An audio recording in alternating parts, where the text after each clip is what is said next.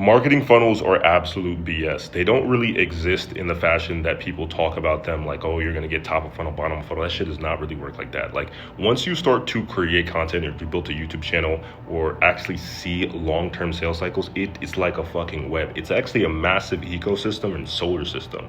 And depending on what you have in your business, whether it's your case studies, your social proof, your status delta, these all are like your gravitational force. And at any moment, if you were to stand too close to the sun, you're immediately going to buy. That's why people like Clavicular, some people maybe like Andrew Tate, their gravitational force with all of those variables that dictate how strong their funnel is, can cause some people to immediately come into their presence and want to buy from Andrew Tate, join his community. There's going to be some people who they orbit and orbit and orbit, and they're shrinking and shrinking and shrinking, and then 5 years later they'll buy from Andrew Tate.